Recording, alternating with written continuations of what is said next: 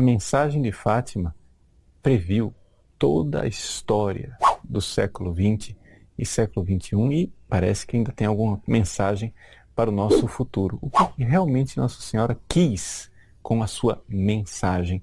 Mensagem famosa que foi confiada aos 3 pastorinhos na Cova da Iria no dia 13 de julho de 1917.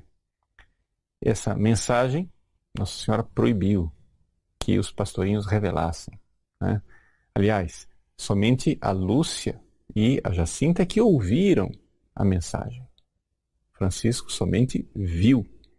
Nossa Senhora deu permissão de que Lúcia e Jacinta contassem ao Francisco as coisas que elas tinham ouvido.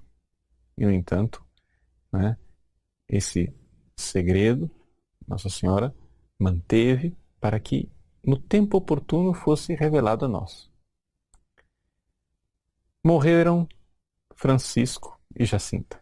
Ficou Lúcia, que Nossa Senhora tinha dito: quero que fiques aqui na terra.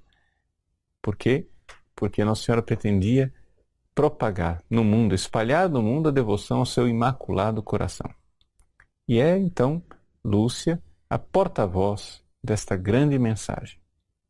Alguns anos depois, Lúcia, que cresceu, aprendeu a escrever, ela então finalmente escreveu essa mensagem dividida em 3 partes.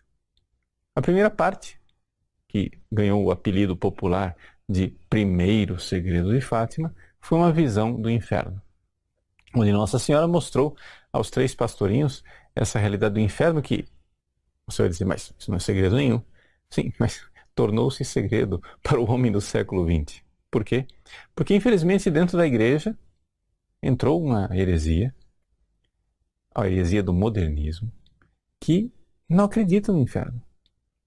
Acha que os homens, não é, para serem condenados ao inferno, precisam fazer alguma coisa de muito especial. E, no entanto, ao longo dos séculos, 2000 anos de cristianismo, nós sabemos que o inferno é uma realidade. Por quê?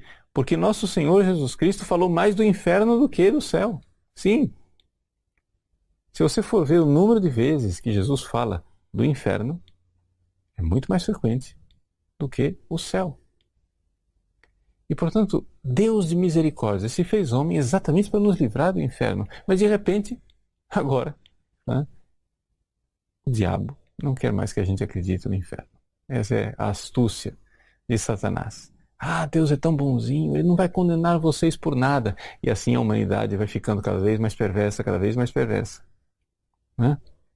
É como se nós tivéssemos uma gangue de meninos de rua.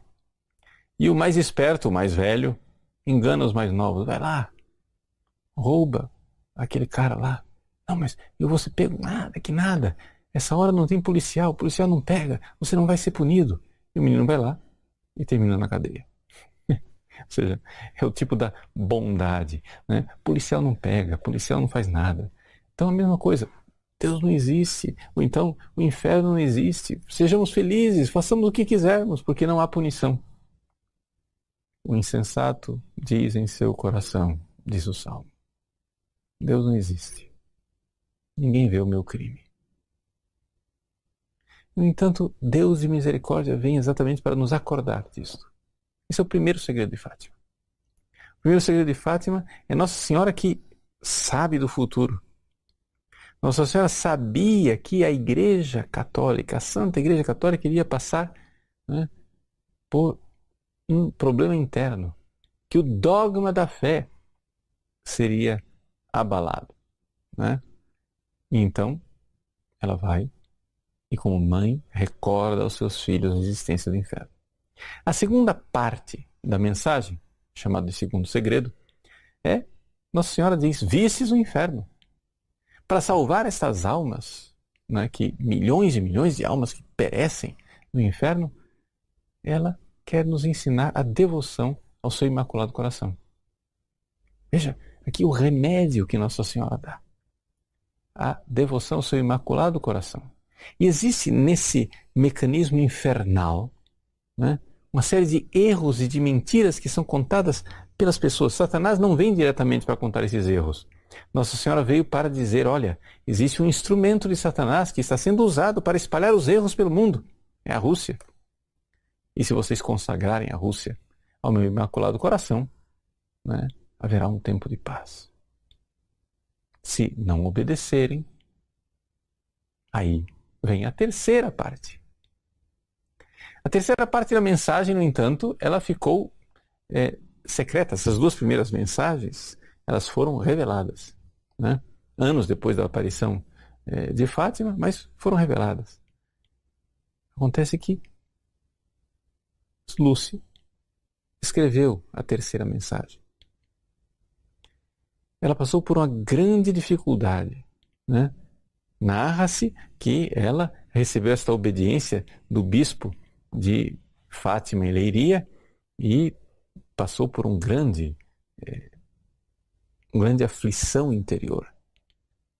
O que é que teria essa mensagem tão terrível para que a santa irmã Lúcia tivesse dificuldade de não la revelar?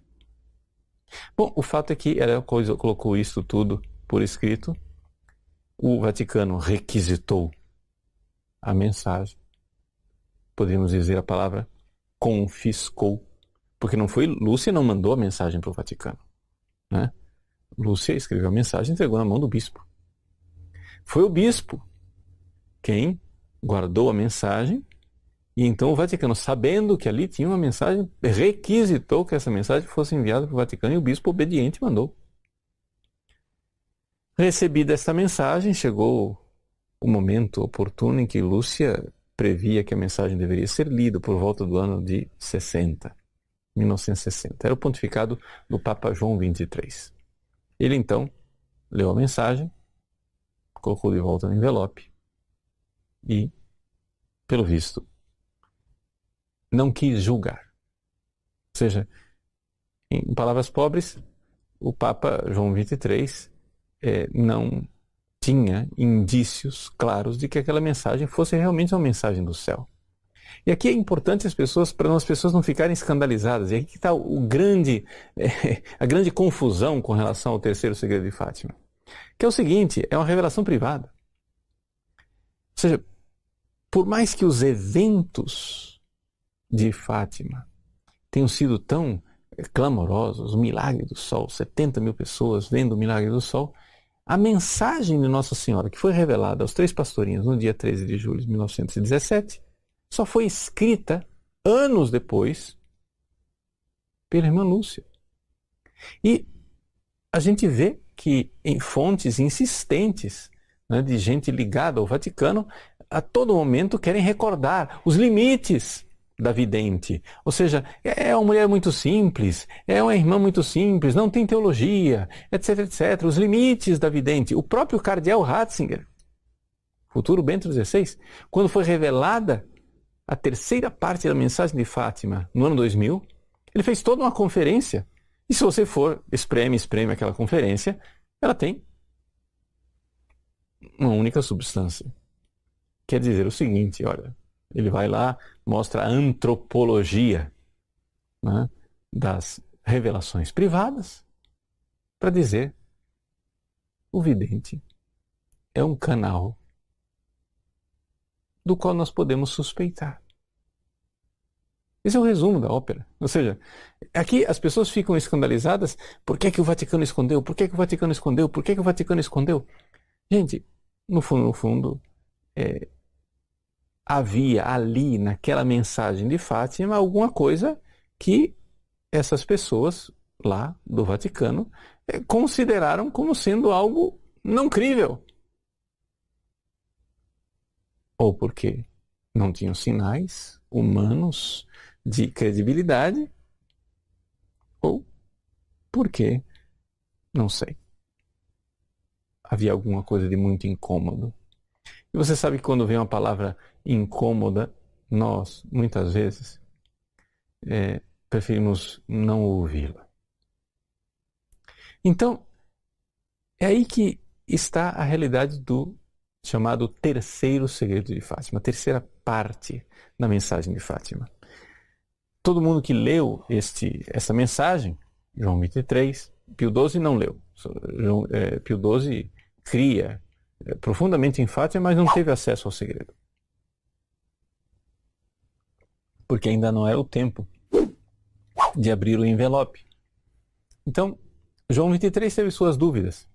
O próprio Paulo VI, embora tenha ido a Fátima, embora tenha dado importância e privilégio à aparição de Fátima, não parece que Paulo VI tenha dado grande credibilidade à irmã Lúcia, porque ela pediu para falar com ele. E o Papa, Paulo VI, disse, mas fale com seu bispo. Digam à irmã que fale com o bispo se tem alguma coisa para dizer. Ela é uma mulher muito simples. Foi então que veio João Paulo I, que não sabemos se leu o segredo, porque teve muito pouco tempo, João Paulo II. João Paulo II leu o segredo de Fátima e não parece ter dado muita importância, até que finalmente, no dia 13 de maio de 1981, uma bala disparada num atentado a queima-roupa, né, por Mohamed Ali Agha, ele acorda no Hospital Gemelli e diz, como é mesmo essa história do segredo de Fátima? E mandou vir o texto do segredo. E dali para frente, João Paulo II ficou bastante incomodado com aquela história do segredo e queria, a todo custo, revelar alguma coisa do segredo. Mas havia alguma coisa bastante inconveniente e incômoda. Mas, padre, como é que você sabe disso? Bom, eu sei disso pelo óbvio. Ou seja, existem vários indícios disso. Se você quiser, nós temos um curso sobre a mensagem de Fátima no nosso site. Acesse lá, eu coloco lá mais dados, mais informações, mais detalhes, etc, etc. Mas é óbvio que tem que ter alguma coisa de muito incômodo. Como é que eles seguram uma coisa durante tantos anos? Ou seja, estamos no ano 2000 e nada. Era para ter sido revelado em 1960, 40 anos depois, e ninguém fala de nada. Cadê o segredo? Cadê a mensagem? 40 anos e ninguém revela, 40 anos e ninguém revela. Finalmente, quando revela, está aí o texto. O texto que nós vamos ler daqui a pouco. E foi tudo uma grande decepção. Por quê? Porque embora a mensagem do segredo seja veemente, e tenha bastante coisa aqui para a gente meditar, nós iremos falar dela,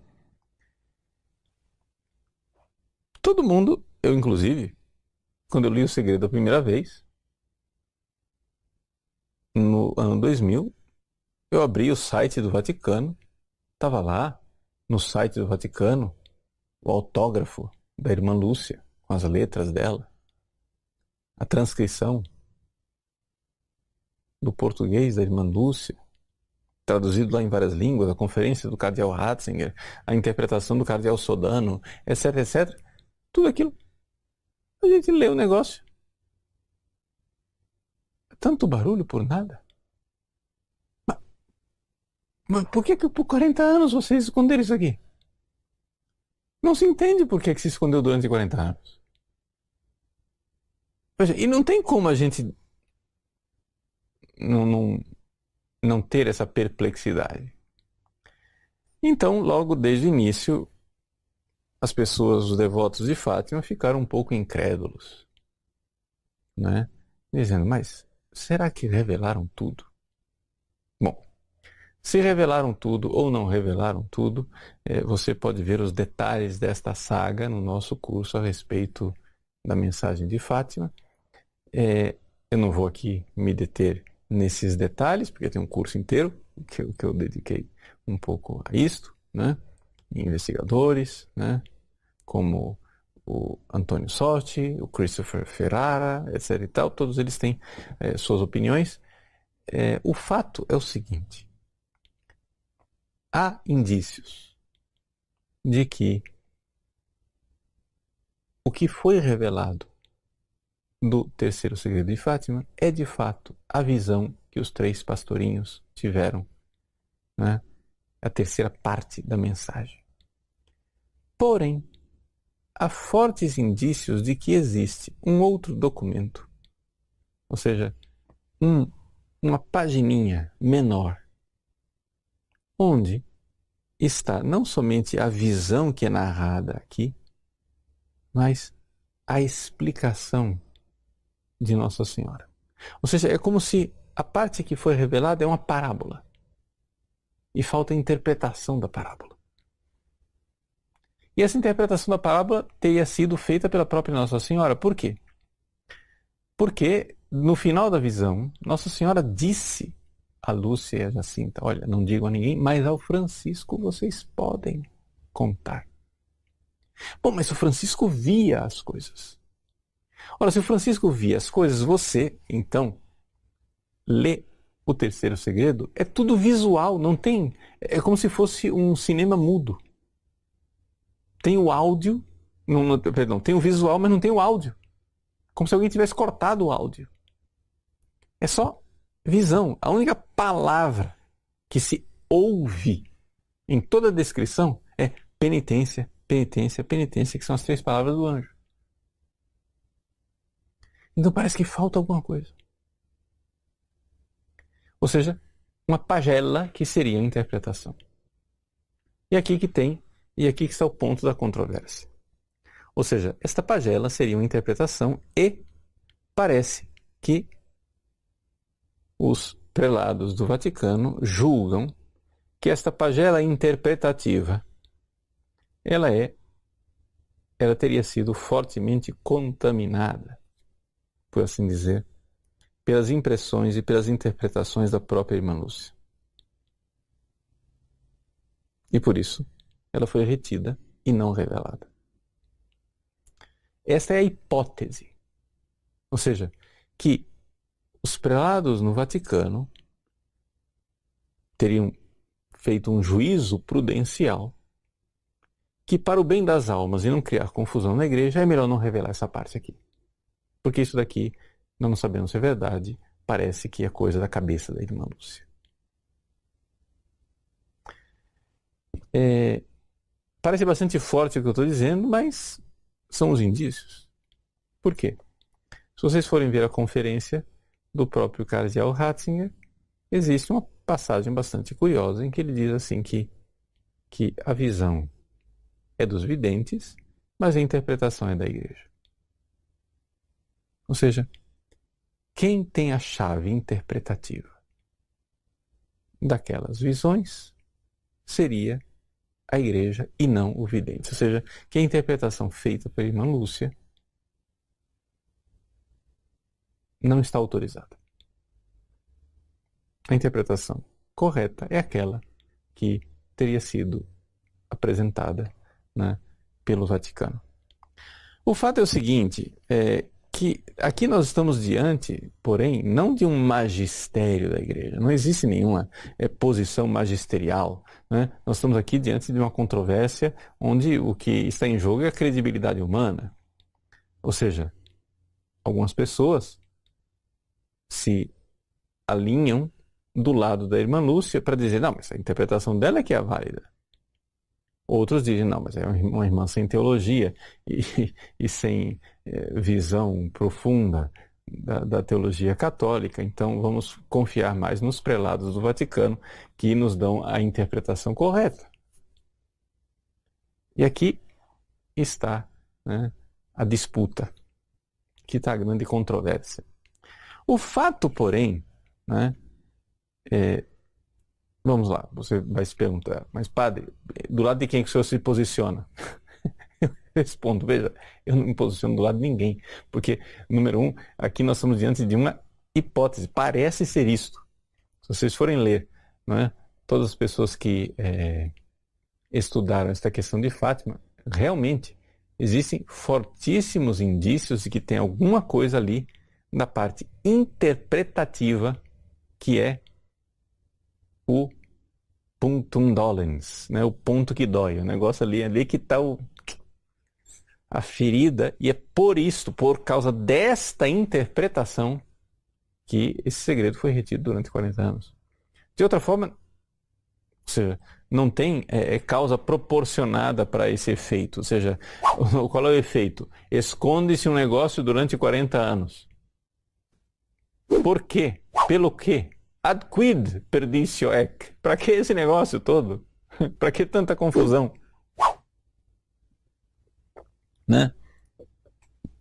Se tem tanta confusão assim, se retiveram durante 40 anos, tem alguma coisa de bastante delicado. E como nós não somos obrigados a acreditar nas revelações privadas, então esses prelados parecem ter duvidado dessa parte interpretativa. Então, é aqui que está a grande controvérsia de Fátima. A grande controvérsia de Fátima não está nos acontecimentos de 1917, mas está nos escritos posteriores, ou seja, nos escritos saídos da pena de Irmã Lúcia, né?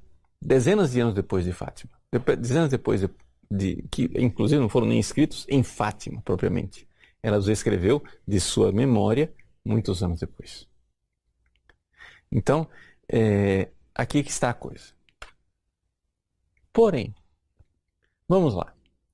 Vamos ficar naquilo que é incontroverso, ou seja, na parte do segredo que foi revelado. E aqui já temos uma mensagem enormemente importante para a nossa vida que parece que ninguém dá bola.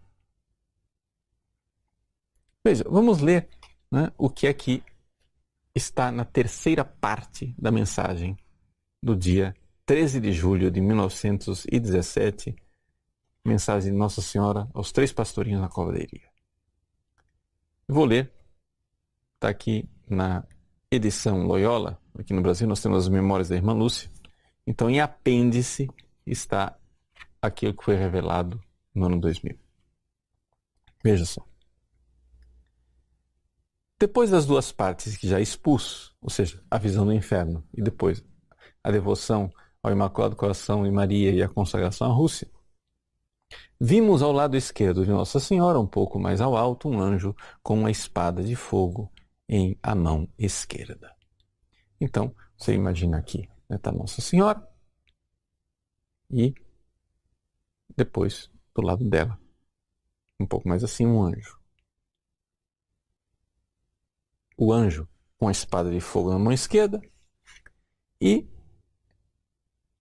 ao cintilar, despedia chamas que iam incendiar o mundo, mas apagavam-se com o contato do brilho que da mão direita expedia Nossa Senhora ao seu encontro.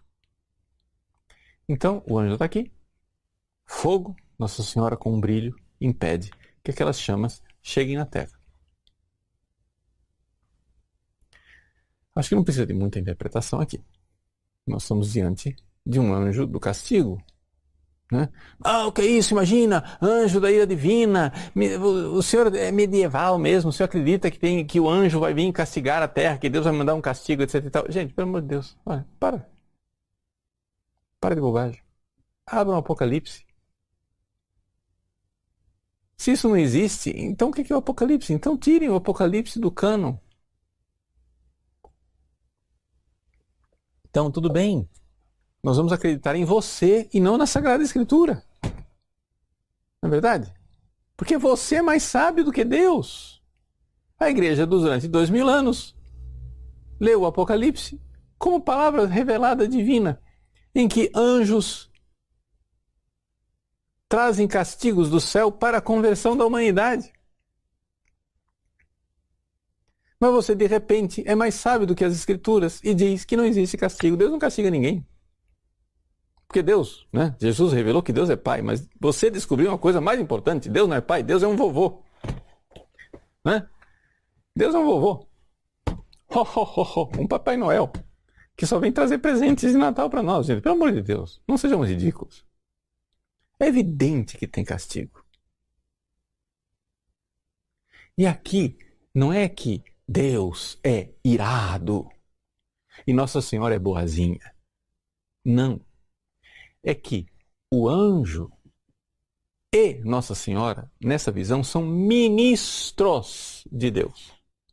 Existem duas características de Deus. Uma é a justiça divina e a sua santa ira. Outra é a misericórdia divina e a sua clemência.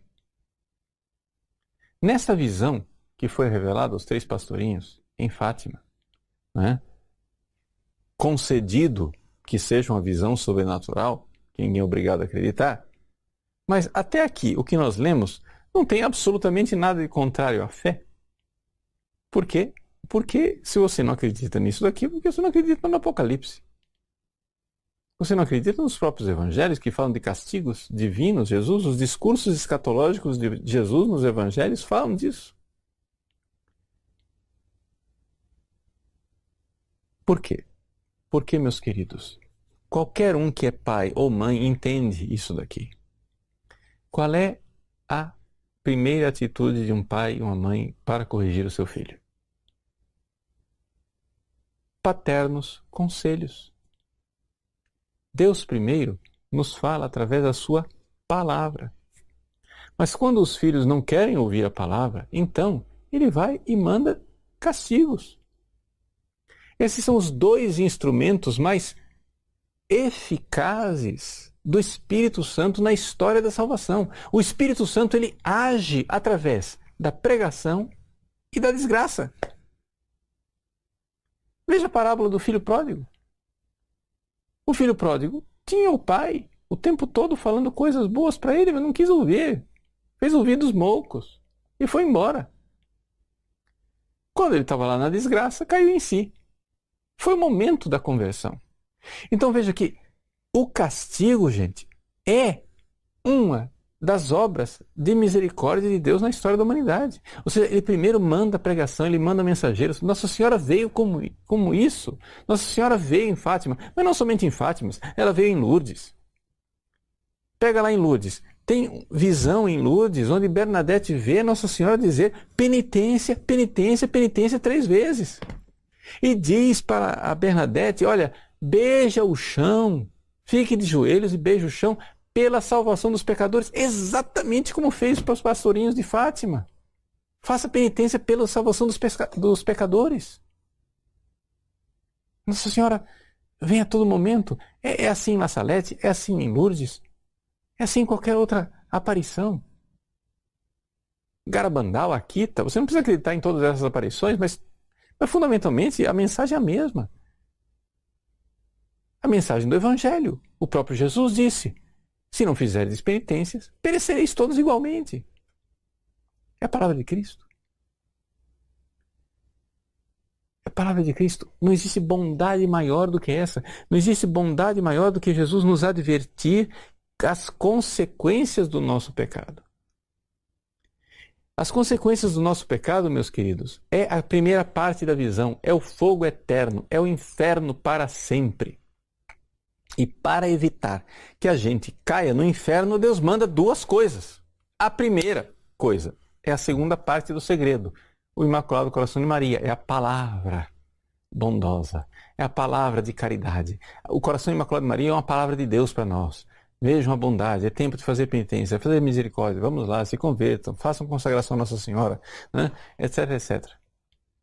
Mas se não ouvirem a palavra, então vem a segunda forma que Deus usa, que o Espírito Santo usa para nos converter, que é a desgraça, que é o castigo. E Nossa Senhora revela que na bondade do coração dela, ela, Mãe Clementíssima, nós dizemos isso na Salve Rainha, ó Clemente, ó Clemente. O que é clemência? A clemência é a virtude que abranda, que modera o castigo. Eu vejo meu filho, ele merece um castigo, vamos supor que ele mereça um castigo de magnitude 10, mas eu, Clemente, aplico somente de magnitude 3. É a clemência. Pois bem, Nossa Senhora Clementíssima, ela está lá segurando o castigo. Ainda não. Vamos dar tempo para eles se converterem. Vamos dar tempo, mais uma chance de eles ouvirem. Então, tanto Nossa Senhora como o anjo são instrumentos de Deus, porque Deus é que é justiça e ira, e ao mesmo tempo misericórdia e clemência. Não é um Deus esquizofrênico.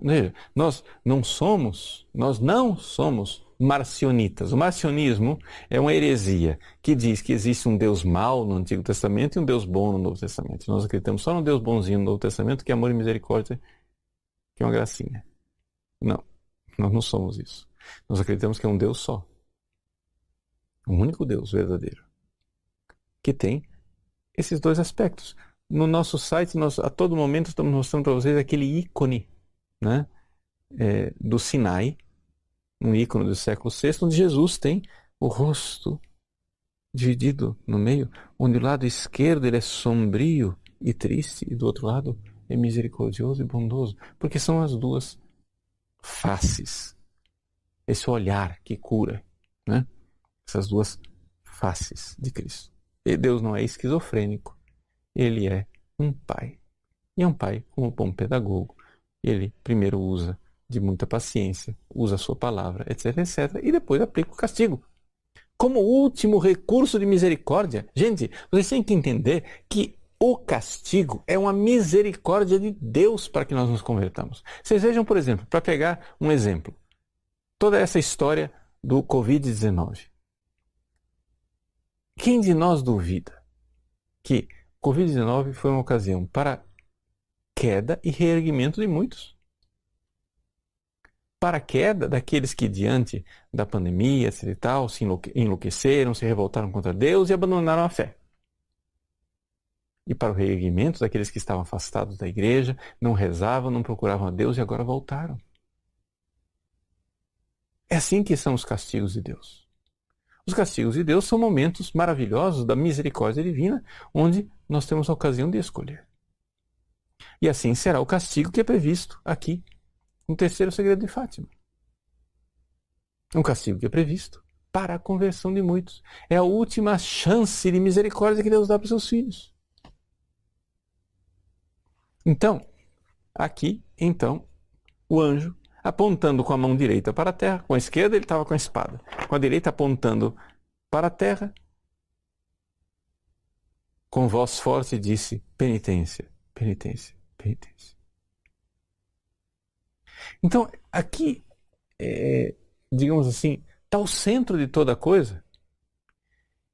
E por mais que a gente precise de alguma interpretação aqui, esta parte do terceiro segredo não precisa de interpretação. A visão que vem em seguida precisa de interpretação, mas isso aqui não precisa. Porque isso aqui é puro Apocalipse, isso aqui é pura Bíblia, isso aqui não tem como, não tem nem o que pôr, nem o que tirar, é isto. Agora, o problema vem na visão depois, que é provavelmente, que são interpretações, uma dessas visões condicionais. Ou seja, o anjo pede penitência, penitência, penitência, e é como se Deus dissesse assim: olha, se vocês não fizerem penitência, olha só o que vai acontecer. E são esses acontecimentos aqui que está toda a controvérsia. O que é que eles significam? Né? É aqui que está o busilis, né? O centro da questão. Vimos numa luz imensa que é Deus. Em Fátima, várias vezes tem essa coisa da luz, né? E Lúcia sempre diz a luz que é Deus. Então, vimos esse acontecimento em Deus. Não é um acontecimento na história. Porque ainda, quando aquilo foi lá revelado, não é uma coisa, um fato inevitável. Ainda era evitável. Parece que não será mais evitável. Porque por aquilo que a irmã Lúcia falou numa carta dela, quando ela pediu a consagração da Rússia, ela disse assim: olha, não quiseram fazer, mas será como foi com o rei da França. Quando fizerem, será tarde. Né? Então, se houve consagração válida ou se não houve consagração válida, isso aí é outra controvérsia, outra confusão. Mas o fato é que, se nós cremos nas palavras da irmã Lúcia, o que ela está dizendo é que quando o negócio acontece, finalmente será tarde demais. Então, aquilo que aqui nessa visão parece ser uma visão hipotética de futuro, por esses anos de falta de penitência, de conversão e de ouvirmos os apelos de Nossa Senhora, parece que é favas contadas o que está aqui. Vai saber. Ele diz então, né, que algo semelhante a como se veem as pessoas no espelho quando lhe passam por diante. Então, isso aqui está entre aspas. É como a Lúcia, em 1917, não tinha televisão, né? Não fazia ideia do que fosse televisão. Então, aqui, o que ela está descrevendo é a linguagem de uma televisão. Eles viram como em Deus uma espécie de televisão, né? Um bispo vestido de branco e tivemos o pressentimento de que era o Santo Padre. Esse tivemos o pressentimento de que era o Santo Padre também está entre aspas. Aí vem toda a controvérsia, quem é esse bispo de branco?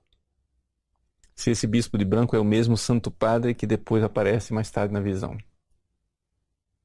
Controvérsias, rios de tinta despejados, e eu não tenho resposta para isso, não sei. Vai saber. Vários outros bispos, sacerdotes, religiosos e religiosas subiram a montanha escabrosa montanha, no cimo da qual estava uma grande cruz de troncos toscos, como se fora de sobreiro com a casca. O sobreiro é a árvore da qual tiram a cortiça, né? Então aquela casca da cortiça que está lá. Então uma cruz. E o Santo Padre, antes de chegar aí, atravessou uma grande cidade meia em ruínas e meio trêmulo, com andar vacilante e acabrunhado de dor e pena, ia orando pelas almas dos cadáveres que encontrava pelo caminho. Chegado ao cimo do monte, prostrado de joelhos aos pés da grande cruz, foi morto por um grupo de soldados que lhe dispararam vários tiros e setas. E assim mesmo foram morrendo uns tras outros os bispos, sacerdotes, religiosos e religiosas e várias pessoas seculares, cavalheiros e senhoras de várias classes e posições. O que é que tudo isto significa nos seus detalhes é aqui que está a grande controvérsia. Mas vem uma chave interpretativa agora, que não é tudo, mas é o que nós temos, o resto é especulação, que é o seguinte. Vejam, sob os dois braços da cruz estavam dois anjos, cada um com um regador de cristal em a mão. Neles recolhiam o sangue dos mártires e com ele regavam as almas que se aproximavam de Deus. Gente, isso aqui é puro Apocalipse também. Ou seja, ela está falando claramente de martírio, ou seja, esse pessoal todo que está morrendo aqui são mártires. Porque os anjos estão recolhendo o sangue dos mártires. E com esse sangue dos mártires, né, acontece algo de benfazejo para a redenção e para a salvação das outras pessoas. Isso está muito claro. Então, o início da visão e o final da visão é muito claro porque é puro Apocalipse. Ou seja, a obra dos justos, a perseverança dos justos, etc. e tal, aqueles justos que debaixo do altar de Deus clamam: até quando, Senhor, até quando, né? Então, Deus responde: espera que se complete o número daqueles que foram escolhidos por Deus para serem martirizados. E aí pronto. Quando vem o grande aleluia, caiu a Babilônia, vem o grande aleluia, né? Se canta o hino de louvor em que a esposa está revestida de linho puro, e o linho puro de São João é as obras dos fiéis. Ou seja, são os mártires. Ou seja, os atos de caridade maravilhosos que foram realizados, esse é o linho puro que vai preparando a veste da esposa. Não tem dúvida nenhuma de que essa é a interpretação. Agora, o meio, o núcleo, ainda está um pouco ali precisando de uma chave interpretativa. E essas coisas que eu estou dizendo aqui, interpretação muito clara da igreja, o próprio catecismo da igreja católica fala dessas coisas, não é? Então, o que é que nós podemos dizer? Nós podemos dizer a respeito de Fátima que no fundo as pessoas não querem ouvir aquilo que já está muito claro e revelado. E está muito claro e revelado que nós não estamos ouvindo os apelos de Nossa Senhora, nós não estamos ouvindo os apelos do anjo que pede penitência, penitência, penitência, e portanto, vai vir o castigo. E devemos nos preparar para o martírio, porque é através do martírio, né, da nossa fidelidade, do derramamento do nosso sangue, que nós iremos, com o nosso próprio sangue, regar as almas dos fiéis que irão receber, né, os frutos da nossa fidelidade. Esse é o segredo de Fátima. Veja, o resto de especulação, o que é que são estes erros que nós estamos cometendo? Veja, existe uma carta da irmã Lúcia que foi escrita ao Papa João Paulo II e está contido aqui mesmo na publicação, em que a irmã Lúcia fala claramente ao Papa que essa terceira parte do segredo, ou seja, antes mesmo da publicação do segredo, está dito aqui, a terceira parte do segredo refere-se às palavras de Nossa Senhora: senão a Rússia espalhará os seus erros pelo mundo, promovendo guerras e perseguições à Igreja, os bons serão martirizados e o Santo Padre terá muito que sofrer, várias nações serão aniquiladas. Então quer dizer o seguinte, toda aquela tragédia que está acontecendo ali na visão diz respeito à Rússia. Aí você já entendeu por que é tão incômodo e por que não quiseram revelar o negócio. Por quê? Porque se não quiseram, vejam, nenhum Papa até agora teve coragem de fazer uma consagração em que mencionasse o nome Rússia. Rússia. Consagra as nações do mundo, etc. Mas Rússia, ninguém falou.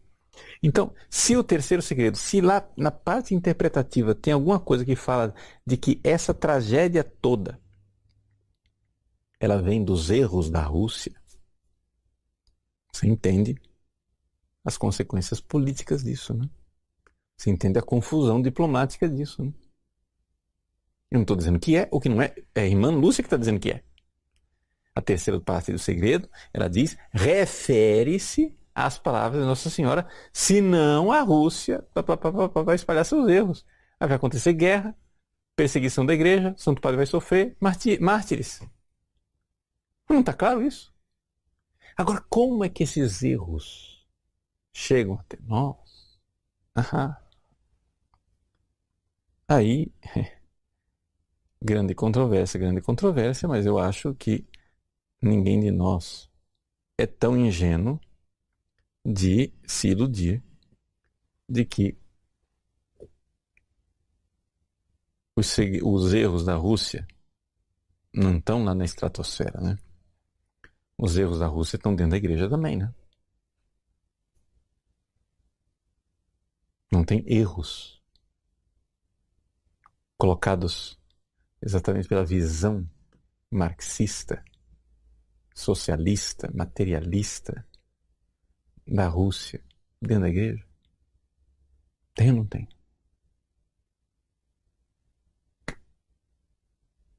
Não precisa um anjo vir aqui revelar isso pra gente, né? A gente enxerga, né?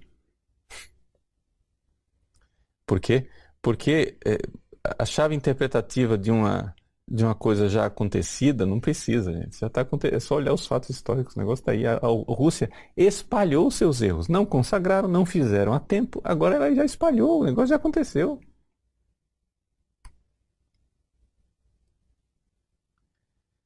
Vamos tentar responder algumas perguntas de vocês. O Afonso, no YouTube, pergunta o seguinte: é sobre a apostasia que o terceiro segredo fala? Afonso, essa é uma das possibilidades interpretativas. Fala-se muito dessa coisa de que o terceiro segredo fala da grande apostasia. Pode ser que sim, pode ser que não.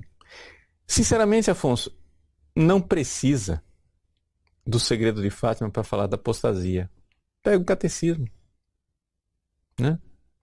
No número 676 do catecismo se fala da grande apostasia. Ou seja, existe uma convicção na igreja, né, que está lá, inclusive, no Catecismo da Igreja Católica, no Catecismo da Igreja Católica pós-Vaticano II, Catecismo da Igreja Católica promulgado por João Paulo II, Catecismo da Igreja Católica escrito por Cardeal Ratzinger, está lá, vê lá, escreve, está lá, a grande apostasia, prevê uma grande apostasia, haverá no fim dos tempos uma grande apostasia. Né? Então, não sei se o segredo fala da grande apostasia. Falta-nos uma chave interpretativa. Mas a gente não precisa do terceiro segredo para saber que vai ter uma grande apostasia. Aliás, não precisa nem do catecismo para saber que tem uma grande apostasia. Basta abrir o olho que a gente está vendo a grande apostasia. Se você ainda vive no mesmo mundo que eu vivo, pelo menos eu enxergo uma grande apostasia. Né? Arthur, no YouTube, pergunta o seguinte: e o que o Concílio Vaticano II tem a ver com o segredo de Fátima? Olha, Arthur, existe toda essa especulação de que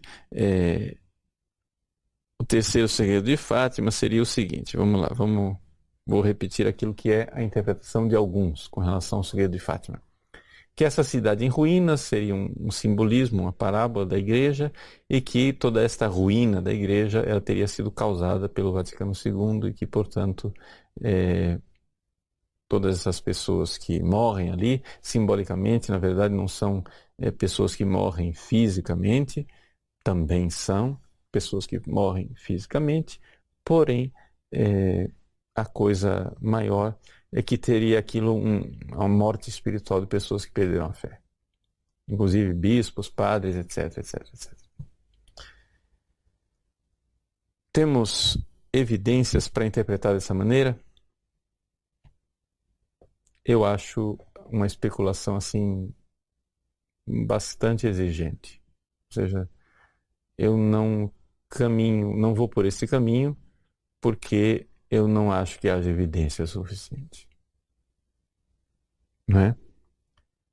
Veja, com relação ao terceiro segredo de Fátima que você está falando, né?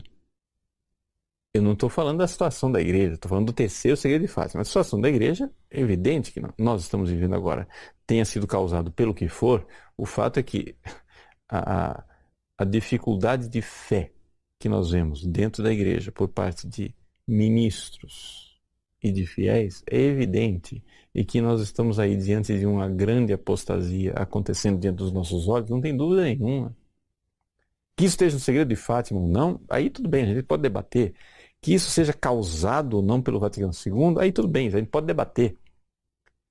Mas eu não sei o que pode acrescentar a gente ficar especulando essas coisas, quando na verdade a única coisa que a gente pode fazer de bom é o seguinte: confirmar a fé dos fiéis. Gente, vamos voltar a crer nas coisas. A fé da igreja, de 2000 anos, a mesma fé. Nós somos a mesma igreja dos mártires. Nós somos a mesma igreja dos missionários. A mesma igreja dos padres do deserto, dos monges, etc. Nós temos que ter aquela mesma fé. A mesma igreja dos doutores escolásticos. Não é outra fé, é a mesma. E se tem gente que acha que agora a igreja crê de outro jeito, não é mais assim. Bom, eu não sei que nome dar a isso a não ser apostasia. Né? Marcelo no YouTube pergunta o seguinte: Padre Paulo, sua bênção. Posso realizar as comunhões reparadoras dos primeiros sábados em missas com a liturgia dominical? Sim. Veja, o que é importante é que a comunhão seja no sábado. Agora, em que momento do sábado você recebe a comunhão, isso daí não é importante. Pode ser no sábado de manhã, pode ser no sábado à noite. Sábado à noite se celebra a liturgia com a liturgia dominical, mas não é necessário nem sequer receber a comunhão dentro da liturgia. Ou seja, no sentido que seja uma missa. Você pode receber a comunhão fora da missa. Tá? O importante é que receba a comunhão no sábado, para que haja comunhão reparadora, conforme Nossa Senhora instruiu a irmã Lúcia. Verinha. Sua bênção, padre. Gostaria de saber por onde eu posso começar a fazer penitência. Verinha, a palavra penitência, como ela é colocada ali pelo anjo, é, antes de tudo, né, a realidade de uma mudança de mentalidade, né? Uma mudança interior, a mudança do coração. Então, penitemini, ou seja, fazei penitência. Quer dizer aquilo que Jesus disse, né? Metanoia, aquela mudança de mentalidade. Antes de tudo é a mudança interior, em que você nas suas orações esteja disposta a mudar as nossas atitudes, mudar o nosso coração. Agora, como Nossa Senhora ensinou aos pastorinhos, nós podemos fazer penitências através das coisas que a própria vida nos impõe. Os pastorinhos, as grandes penitências que eles fizeram foram as perseguições que eles tiveram que sofrer, né? Foram as coisas que a própria vida lhes impôs, como por exemplo a doença, né, da gripe espanhola. Agora, claro que também eles acrescentavam penitências, eles deixavam de comer, deixavam de beber, etc., né? Faziam penitências. Mas essas penitências extraordinárias são válidas, importantes, mas é também importante que a gente não perca de vista a realidade de que a própria vida nos dá uma fonte abundante de penitências para a gente acolher e abraçar a nossa cruz no dia a dia. O próprio Jesus disse, né? Toma a tua cruz dia após dia. É a tua cruz. A cruz que você tem no dia a dia. Se a gente fizer isso por amor, isso já é uma fonte, né, de enorme proveito espiritual. A Patrícia no Instagram pergunta o seguinte: Padre, diante da visão apocalíptica, o que o senhor fala sobre estocar alimentos? Veja, Patrícia, existe um pouco esta ideia de algumas pessoas de que nós estamos diante de uma grande catástrofe e que seria necessário a gente se recolher em lugares mais seguros, estocar alimentos, ter fontes de energia alternativa, etc, etc. O que eu digo a respeito destas coisas? Eu digo que são opiniões válidas, que eu respeito, mas que eu realmente não tenho estudo suficiente pessoal sobre revelações privadas que dão esse tipo de instrução para dizer que realmente é assim ou não. Aí eu remeto para pessoas que tenham estudado mais, porque se são revelações privadas, as revelações privadas elas são de fé humana. É necessário estudá-las para ver, né, se tem ali indícios de credibilidade. E eu devo confessar para você, Patrícia, que não tenho uma opinião formada a respeito dessas coisas.